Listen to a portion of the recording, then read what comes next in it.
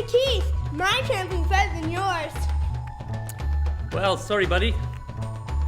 I know for a fact that mine's safer, so I think that makes mine better. Safer? They're the same.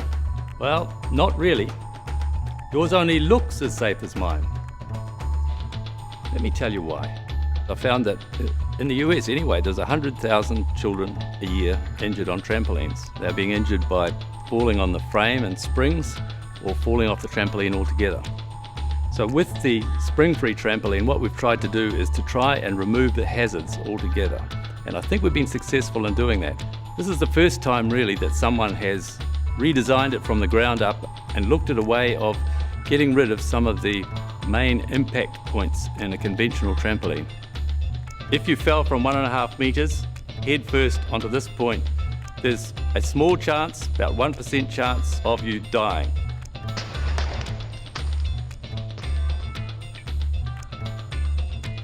Another way of looking at it is for every 15 Springfree trampolines that are put out in the market, you keep one child out of hospital.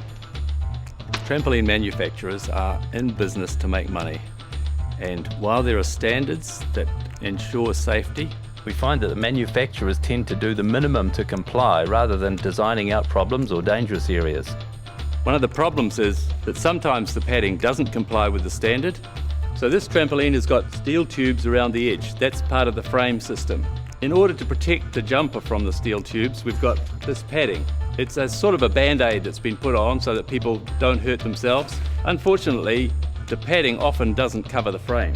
It can slide around, and this exposes the holes between the springs and the mat, and you can get your legs stuck down here. By contrast, the edge of the Springfree trampoline is flexible. It's a long way from the frame. Here's the frame away down here. The point with this is that you can't hurt yourself if you fall on the edge. Also, there's no springs here, so there's no holes for you to fall down. One thing about the traditional trampolines is that some of them are made with very light materials. What is likely to happen is that when people are jumping on it, those legs can fold up and the trampoline can collapse. If we go to the Springfree trampoline, its frame is a much more solid structure. It has to be to cope with the stresses from these rods here. One of the main differences is in the net itself. So the net of the Springfree trampoline has got this unique shape. The Springfree net is a tensioned net. If you run into it, it will stop you from falling off the edge. Now let's look at the traditional trampoline. The net is relatively saggy.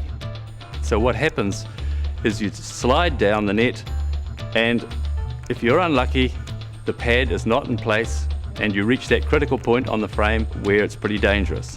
One of the problems about the ultraviolet resistance in this net is you won't know whether it's there or not. We've had many instances of children falling right through the net because it's just deteriorated. The poles here are rigid steel poles. You have to be careful. If you hit those poles, you can hurt yourself. Now let's look at the Springfree trampoline. If I'm really unlucky and happen to hit one of the net poles, it'll move. It will bend out of the way. That's one of the big advantages of the Springfree. Those high-risk areas have been taken away. While these two trampolines might look similar, fundamentally, they're very different. And there you have it. Any questions? So, my trampoline's not better?